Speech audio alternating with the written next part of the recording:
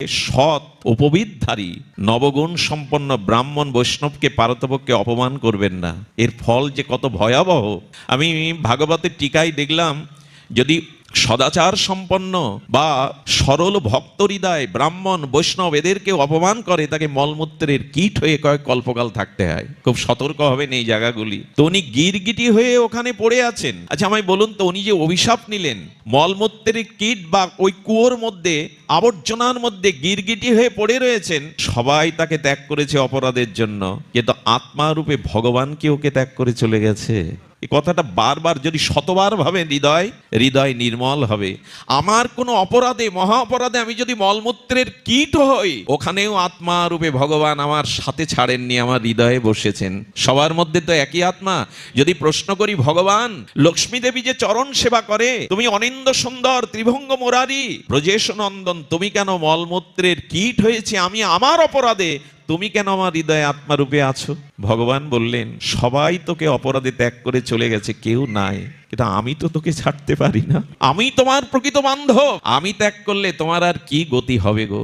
আচ্ছা আছো কেন ভগবান আমার মধ্যে? আছি কেন জানো? তোমার একটা অপরাধ ভুল হয়ে গেছে, তুমি পতিত স্খলিত হয়েছো, কিন্তু আমি তোমার মধ্যে এখনো আছি কেন জানো? আমি একটা অভিযানে নেমেছি, তোমাকে কবে আমার করব, আমার সরব ধামে ফিরিয়ে নিয়ে যাব। আমি অভিযানে নেমেছি, তার কারণ আমি এই কীট জন্মে তোমার মধ্যে আছি। এভাবে জন্ম পরিক্রমায়, জন্ম বিবর্তনে আমি বারবার বিভিন্ন দেহে বিভিন্ন জনিতে জন্ম দিতে দিতে দিতে দিতে আবার 84 লক্ষ জনি ভ্রমণের করে মানুষ করে তোমাকে পাঠাবো। সেই মানুষ করে পাঠাবো, আমি গুরু হয়ে তোমাকে দীক্ষা দেব, বৈষ্ণব রূপে শিক্ষা দেব, হরিনাম তুলসী রূপে তোমায় কৃপা করব, ধাম রূপে কৃপা করব। সেই কৃপার দ্বারা যতদিন আমার স্বরূপ ধামে তোমাকে আমার চরণে না নিয়ে যেতে পারছি, ততদিন আমি তোমায় ছেড়ে দেব না। আচ্ছা এমন বান্ধব কোথায় আছে বলুন? সুহৃদাং সর্বভূতানাং জ্ঞাতামাং শান্তি। শান্তি আমরা তখনই পাবো যখনই ভগবানকেই প্রিয় বান্ধব, শ্রী গুরুদেবকেই প্রিয় বান্ধব মনে করতে পারবো। আর কোনো বন্ধু নাই সংসারে। আচ্ছা এটা জানলে শান্তি হবে কি করে? কি অদ্ভুত কথা দেখুন। গোবিন্দই আমার প্রকৃত বান্ধব, শ্রীগুরুই আমার প্রকৃত বান্ধব, নিতাই আমার প্রকৃত বন্ধু, এটা জানলে শান্তি পাবেন। কেন শান্তি পাবেন?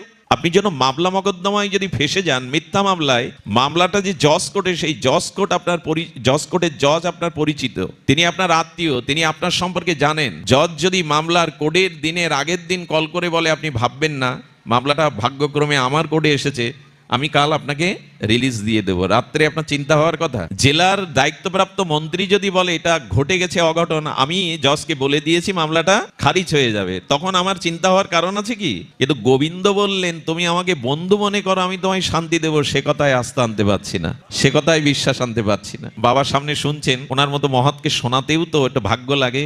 ওনাদের দেখে দেখেই বড় হয়েছি। হিংসা করতাম এক সময়, বাবার ওই আসনে যদি আমি বসতে পারতাম, তো আজকে সেই উনি নিচে বসে উপরে বসিয়েছেন। গোবিন্দ, ভগবানের কাছে কিছু চাইলে অপূর্ণ থাকে না। আচ্ছা আমরা যখন ক্ষুর কর্ম করতে যাই, তখন নরসুন্দররা যখন ক্ষুর বা ধারালো বেলেট গলায় ধরে, তখন আপনার অবিশ্বাস হয় কি যে ও ছুরি বসিয়ে দেবে? এ অবিশ্বাস করেন কি ওর প্রতি? করেন না।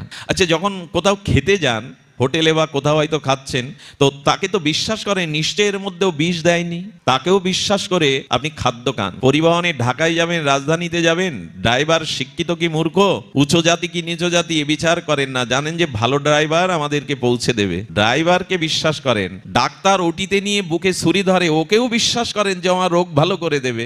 নরসুন্দর গলায় বেলেট ধরে, তাকেও বিশ্বাস করেন, অথচ ভগবানকে বিশ্বাস করলেন না যে তিনি ছাড়া আপনার বন্ধু নেই, তিনি ছাড়া আপনার আপনজন কেউ নেই।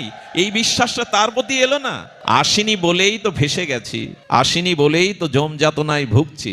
সুহৃদাং সর্বভূতানাং জ্ঞাতামাং শান্তি বিশ্বতি, তাকে মেনে নাও। আচ্ছা লক্ষ্য করুন তো, বন্ধুর কথা বাদ দিন, গর্ভধারিণী মা প্রসব আমাকে ভূমিতে আনলেন। ভূমিষ্ঠ হওয়ার পরে মায়ের কোলে থাকতে থাকতে যখন একটু বেড়ে উঠলাম, তখন মাও কি 24 ঘন্টা কোলে রাখতে ইচ্ছা করে? দিন বা রাতের কিছু সময় তাকে একটু ছেড়ে থাকতেও মার ইচ্ছা হয়, নিজের কাজ আছে তো। অত 24 ঘন্টা তাকে কাছে রাখতে ইচ্ছা করে না। যারা পরিণয় বা বিবাহ সূত্রে আবদ্ধ হয়, প্রথম কয়েকটা মাস, প্রথম কয়েকটা দিন তাদের স্বপ্নের ঘরে কাটে, মনে করে আমার জীবন সঙ্গী, আমার জীবনের একান্ত প্রিয়কে পেয়েছি, আর তাদের ভিতরে আবেশ থেকে যায়। কিন্তু অতিরিক্ত আবেশে স্ত্রী বা বর বা তার স্বামী দেখবেন মাঝে মাঝে বলবেন যে আমাকে আমার কাজ করতে দাও, আমাকে আমার সময়টা কাটাতে যাও, আমার কিছু জীবনের কাজ আছে। অর্থাৎ প্রেয়সী স্ত্রীর সাথেও তিনি 24 ঘন্টা থাকতে চান না, থাকতে পারেনও না। মায়ের সাথে তার শিশু সন্তান 24 ঘন্টা বুকে লেপ্টে থাকে না। কিন্তু গোবিন্দ বললেন 24 ঘন্টা নয়, অনন্ত জন্ম আমি তোমার মধ্যে একই সাথে রয়েছি, এক বিন্দু তোমায় আমি ছেড়ে যাইনি। আচ্ছা, ভগবান যদি বলতেন আমি 10 মিনিট তোমাকে ছেড়ে দিলাম, আত্মাটা 10 মিনিটের জন্য, আমি তোমার দেহ থেকে 10 মিনিট তোমাকে ছেড়ে দিলাম, বাঁচবো আমি বাবা? এমন ভগবানকে স্মরণ করবেন না? এমন ভগবানকে তার সাথে বন্ধুত্ব করবেন না? শ্রী গুরুদেব কেমন বন্ধু জানেন? আমি বহু বছর আগে বাবার আশ্রমে এসেছিলাম একবার শ্রী গুরু তত্ত্ব আলোচনায়। নির্মল দাদাজি ছিলেন প্রাতঃস্মরণীয় পরম বন্দনীয় ভাগবত আচার্য। কতটি স্মরণ আছে। গুরুদেব কেমন বন্ধু জানেন? চক্ষুদান দিলা যেই জন্মে জন্মে, কথাটি কিন্তু 700 চিরন্তন সত্য, অগ্নির মতো সত্য। আমাদের শ্যামাচরণ লাহিড়ী, এই পশ্চিমবাংলার এক বিখ্যাত জ্যোতিষী, ত্রিকালজ্ঞ যোগী, তিনি যখন ইঞ্জিনিয়ারিং পাশ করে ওনার প্রথম চাকরি, প্রথম ডিউটি পড়লো দুর্গাপুরে ডায়নামাইট দিয়ে পাহাড় ভাঙার জন্য। উনি কর্ম পরিচালনা করছেন, পাহাড়ের গুহা থেকে গুরুগম্ভীর এক আওয়াজ ভেসে আসছে, দুর্গা এদিকে আয়। সেই মধুর গুরুগম্ভীর কণ্ঠে কে যেন ডাকছে, দুর্গা এদিকে আয়। আমার নাম ধরে কে ডাকে? এত মধুর কণ্ঠে কে ডাকে আমায়? কণ্ঠস্বর অনুসরণ করতে করতে যখন গুহার সামনে গেলেন, বললেন গুহার সামনের পাথরটা সরিয়ে ভেতরে আয় দুর্গা। তাও গেলেন, গিয়ে দেখলেন এক জটাজুটো আচার্য বসে আছেন, একটি কুমণ্ডল, সামনে একটি আসন পাতা। দুর্গা, আমি চিনতে পারছিস? কে আপনি? কেন আমার নাম ধরে ডাকছেন? আমি তো জীবনে আপনাকে দেখিনি, পরিচয় নেই। বলেন এই আসনে বস, আমাকে স্পর্শ কর। যে আসনে বসে স্পর্শ করেছে, এই মহা অনুভবের তার কৃপা শক্তি, সাধন শক্তি, মহিমা দিয়ে পূর্বজন্মের স্মৃতি ফিরিয়ে দিয়ে কি দেখলেন জানেন? উনি ওনার পরমাদ্য শ্রী গুরুদেব। গুরু শিষ্য এক জায়গায় বসে ভজন করছিলেন, মহাকাল এসে শিষ্যকে নিয়ে যায়। তাই আজও গুরুদেব আসন পেতে বসে আছে, আবার তুই আসবি, আবার তোকে কৃপা করে গোবিন্দের চরণে পৌঁছে দেওয়ার জন্য এখন আমার কর্তব্য ফুরায়নি, তাই আমি বসে আছি। এই হলো শ্রী গুরুদেব। কে বন্ধু আমাদের? নিতাই স্বরূপে গুরুদেবই আমাদের বন্ধু, গোবিন্দই আমাদের শরীর বন্ধু। কেউ থাকে না, এই জন্য 24 ঘন্টা জীবের সাথে অন্য কেউ থাকে না, কিন্তু ভগবান আমার চিত্তে সর্বদা রয়েছে। এই জন্য বিশ্বকবি আক্ষেপ করে গেয়েছিলেন, তুমি মোর আনন্দ হয়েছিলে আমার খেলায়, আনন্দে তাই কেটেছে দিন হেলায়। আমি হেলায় কাটিয়েছি, আমার হিয়ার মাঝে লুকিয়েছিলে, দেখতে তোমায় পাইনি, আমি তোমায় দেখতে পাইনি প্রভু। এই জন্য ভগবানকেই স্মরণ করুন। আচ্ছা, মন ভগবানকে দেওয়ার জন্য এটি ছোট করে অনুরোধ করব, মন ভগবানকে দেওয়ার জন্য জগতে যে পরিস্থিতি পেয়েছেন, এগুলিকে অনুকূল ভাবতে চেষ্টা করুন। আপনাদের একটা জীবনী শোনায়, তুকারামের চরিত্র। ভক্তমালে দেখে নেবেন, এই বিখ্যাত তুকারাম সিদ্ধ মহাত্মা, ওনার স্ত্রী ভগবত বিমুখ, উঠতে বসতে ওনার প্রতি এত অত্যাচার করেছেন, উনি পাহাড়ে গিয়ে জয় সিয়ারাম জয় সিয়ারাম জয় সিয়ারাম রাম নামই মেতে আছেন। আর স্ত্রী তাকে এত দুর্ভাবার, এত কৃষ্ণ বিমুখ, এত ভগবত বিমুখ, উনি সংসারেই টিকতে পারেন না। সুধীবৃন্দ, ওই গ্রামেরই এক ছেলে বিবাহযোগ্য, তার পরিবার তাকে বলছে তুমি সংসারী হও, দ্বার পরিগ্রহ করো। উনি তখন বলছে, তুকারাম মহাপুরুষ, উনি যদি আদেশ দেন আমাকে সংসারী হতে, তাহলে আমি বিবাহ করব, সংসারী হব। কথাটা কেন বলছে জানেন? ওনার স্ত্রী কৃষ্ণ বিমুখ, ভগবত বিমুখ, উঠতে বসতেই তো আগুন জ্বালায়, নিশ্চয়ই উনি আমাকে সংসারী হতে বলবেন না। এই ভরসায় গিয়েছেন। পিতামাতা গুরুজন বলছেন আপনি বললেই ও বিবাহ করবে। আর বাবাজি তখন বলছেন, তোকারামজি বলছেন, হ্যাঁ আমি আদেশ দিচ্ছি, দেরি না করে এই মুহূর্তেই তুমি বিবাহ করো। ছেলেটা চরণে পড়ে ব্যথা পেয়ে বলছেন, বাবা আপনি এত জ্বালায় জ্বলছেন, আর সেই জ্বালার আগুনে আমাকেও ফেলার জন্য অনুমতি দিলেন? আমি ভেবেছিলাম মাতাজি বিমুখ, আপনাকে জ্বালায়, আমাকে নিশ্চয়ই এই অনুমতি দেবেন না। কি বললো জানেন? খুব মার্মিক কথা, কথা নয় তো অমৃত, সিদ্ধান্ত মঞ্জুষা। তোকারামজি বলছেন, দেখ রাম ভগবানের কত কৃপা, আরে তোর স্ত্রী বিবাহের পরে যদি দেখি কৃষ্ণ বিমুখ এবং তোমাকে সেবা বিমুখ করে রেখেছে, সে যদি সহধর্মিনী না হয়, সহমর্মিতা না হয়, তাহলে তুমি বেঁচে গেলে। কি বাজলাম? বলে আমি যেমন বেঁচেছি, স্ত্রী যদি আমার মনো অনুগামিনী হতো, প্রেয়সী হতো, তার প্রতি আমার যে আসক্তিটা চলে যেত, ওটা রামকে দিতে পারতাম না। এখন ও বিমুখ হওয়ায় রাম চেয়েছে যে স্ত্রীর প্রতি যে মোহ আসক্তি ভালোবাসা, সেটা ভগবান রাম নেবে বলে আমার এই ব্যবস্থা করেছেন। সাধু সঙ্গ কেন করতে হয় জানেন? সাধু সঙ্গ করলে, ভক্ত চরিত্র শুনলে অনেক ভার নেমে যায়। একথা যারা শুনবেন, স্ত্রী বা স্বামী যদি বিমুখ হয়, তখন আর অত যন্ত্রণা হবে না আপনার। আরে মনটা তো ওর দিকে যেত, ওটা ভগবানের দিকে গেল, ভালো কথা। আর শোন, তোর স্ত্রী বিবাহের পরে যদি সহধর্মিনী হয়, লক্ষ্মী স্বরূপিণী হয়, সেবা পরায়ণা হয়, তাহলে তো ভালো হয়ে গেল, ভালো হয়ে গেল। অর্থাৎ তাকে সাথে নিয়ে তুই ধর্ম করতে পারলি। আর যদি সে বিমুখ হয়, এবং গোবিন্দ বিমুখ, স্বামীতে বিমুখ হয়, তাহলে আমার ভাগ্য কি জানেন, এক তুকার আমার হবে না, আর একজন তুকারামকে আমি সাথে পাবো, আর একজন তুকারামকে আমি সাথে পাবো। কি অদ্ভুত এদের সিদ্ধান্ত। ছেলেটা বুঝলো। এই তুকারামের স্ত্রী দক্ষিণ ভারতে দুর্ভিক্ষ হয়ে অন্য অভাবে মারা গেল, তার পুত্র এবং স্ত্রী। আপনার শুনলে অবাক হবেন, ছত্রপতি শিবাজি এসেছিলেন। ছত্রপতি শিবাজি এসেছিলেন, ওনাকে উনি গুরুরূপ সম্মান করতেন।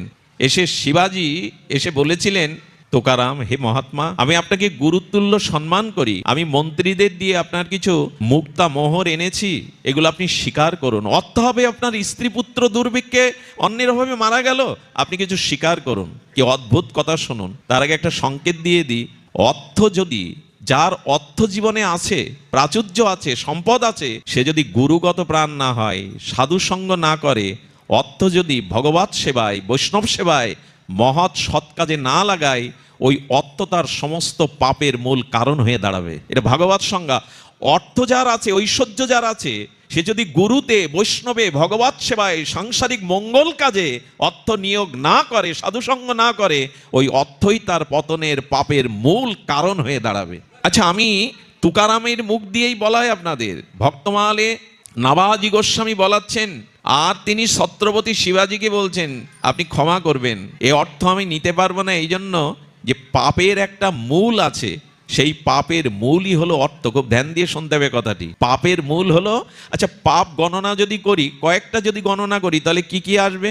পিতামাতাকে সেবা না করা, পর স্ত্রীর প্রতি আসক্তি আসা, মদ, হ্যাঁ, জুয়া, এগুলি খেলা, এগুলো পাপের মধ্যে পড়ে কিনা? অর্থ ছাড়া এগুলি হয়? অর্থ ছাড়া এই কাজগুলি কারো দ্বারা হয় বলুন? কারো দ্বারাই হয় না। এই জন্য অর্থ আছে অথচ সৎসঙ্গ নেই, অর্থ আছে অথচ গুরু সেবায় লাগে না, অর্থ আছে মহতের সেবায় লাগে না, সৎ কাজে লাগে না, ওই অর্থ সমস্ত পাপের মূল কারণ হয়ে দাঁড়াবে। জগতের দিকে তাকিয়ে দেখুন, চারিপাশে তাকিয়ে দেখুন, এর জন্য ব্যাখ্যার প্রয়োজন নেই। এই জন্য বললেন, আমি এই অর্থ স্বীকার করব না। তোকারাম বললেন, আচ্ছা আপনাদের মনে প্রশ্ন আসতে পারে, তাহলে যার অর্থ নেই তাহলে তো তার দ্বারা পাপ হবে না? বলে তা নয়। তোকারাম বলছেন, যার অর্থ নাই তারও পাপ হতে পারে, কারণ যার অর্থ নাই তার পাপ হয় লোভের কারণে। ওর হলো, আমার কেন হয়নি? লোভের কারণে তার পাপ হবে। লোভ এবং অর্থ হলো সমস্ত পাপের মূল কারণ। এই দুটি যেখানে সদ্ব্যবহার নাই, এই জন্য অর্থ থাকলে কিছু দিন, গৌর গোবিন্দকে দিন, বৈষ্ণব সেবায় দিন, সংসারের মহৎ কাজে, মঙ্গল কাজে দিন, নাহলে অর্থ কিন্তু অনর্থেরই কারণ হবে। এ কথা যে শুনিনি তা নয়, শুনেছি আমরা। তখন বলছেন, আপনি এক কাজ করুন, আমাকে অর্থ দিতে চাইবেন কেন? আমি নাম রূপী পরম ঐশ্বর্য পেয়েছি, ভগবানের নাম। আমি যে ঐশ্বর্য পেয়েছি, ভগবানের শ্রী নাম, এটি চোরেও চুরি করবে না, এতে কেউ হিংসাও করবে না। এই নাম আমার সম্পদ, এই নামই আমার পরম ধন।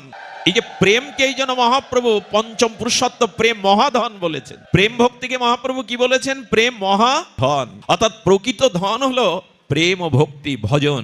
এটি যদি তাকে কেউ ছিনিয়ে নিতে পারবে না, এটা কেউ ছিনিয়ে নিতে পারবে না। এই পরম ধন চোর চুরি করে নিয়ে যেতে পারবে না, এটা হিংসা করেও কেড়ে নেওয়া যাবে না।